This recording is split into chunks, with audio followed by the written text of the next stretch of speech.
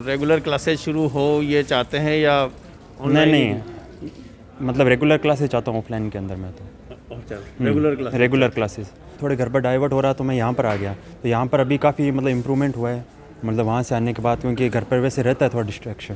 पहले तो ऐसा होता था कि क्लासेस हमारी जो होती थी, वो सारी क्लासेस जो होती थी वो मतलब ऑफलाइन लगती थी, तो हमें खुद से ज़्यादा एफर्ट्स नहीं लगाने पड़ते थे।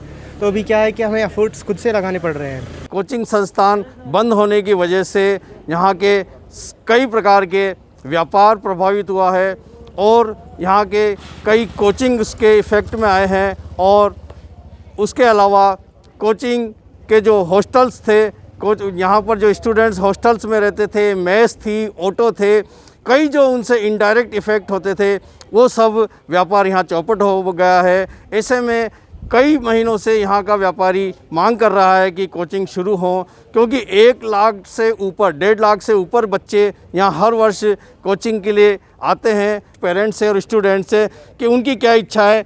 क्या कोचिंग आप यहाँ पर काय की कोचिंग के लिए आए हैं?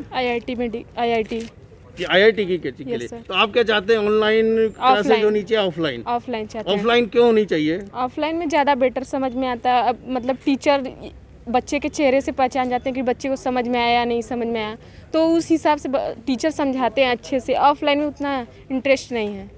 तो मतलब आप चाहते हैं कि यहाँ ऑफलाइन क्लासेज शुरू हो जाए? हाँ। अच्छा, कहाँ से आए और क्या नाम है आपका? बनारस से आए, आकांक्षा गुप्ता नाम है मेरा। ये थी आकांक्षा जो बनारस से आई हैं, चाहती हैं कि ऑफलाइन में हमें अच्छी तरह समझ में आता है, इसलिए ऑफलाइन क्लासेज जल्दी से सरकार को शुरू करनी चाहिए।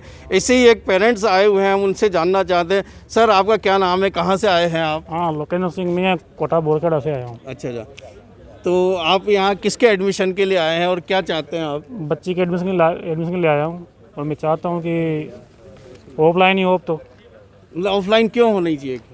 ऑनलाइन ढंग से पढ़ भी नहीं पाते बच्चे और ध्यान भी नहीं लगता पढ़ाई में। ऑफलाइन होता है, ऑनलाइन होता है। अच्छा, आप भी बताएं कि आपकी मतलब क्या इच्छा है, आप ऑफलाइन पढ़ना चाहते हैं? ऑफलाइन। ऑफलाइन में क्या बेनिफिट्स है आपको? ऑफलाइन में और टीचर से अच्छे से समझ में भी सब आता है, और ऑनलाइन में तो ऐसा लगता है जैसे कोई रोबोट पढ़ा रहा हो। अच्छा, क्या नाम है आपका? दिवांशी सिंह।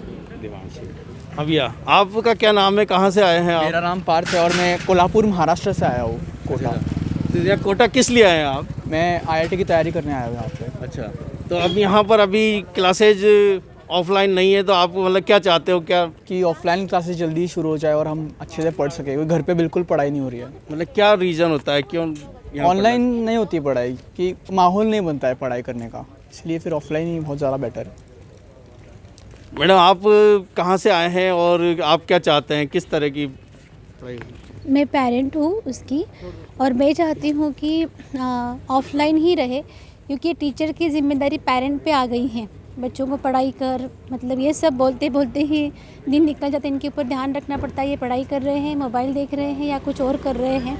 तो मुझे लगता है ज़्यादा से ज़्यादा ये ऑफलाइन जल्दी से शुरू हो जाना चाहिए। मार्च से कोरोना के कारण लॉकडाउन लग गया था, ऐसे में कोटा कोचिंग भी पूरी तरह से लॉकडाउन हो चुकी थी और यहाँ का उद्योग व्यापार के साथ साथ बच्चे भी अब तो इफ़ेक्ट हो गए हैं। और बच्चे और उनके अभिभावक चाहते हैं कि जल्दी से जल्दी कोटा में ऑफलाइन क्लासेज शुरू हो जाए, ताकि उनके बच्चे पढ़ाई पर ध्यान केंद्रित कर सकें और उनकी पढ़ाई सुचारू रूप से हो सके। कैमरामैन रवि सिंह के साथ संजय वर्मा, कोटा, राजस्थान तक।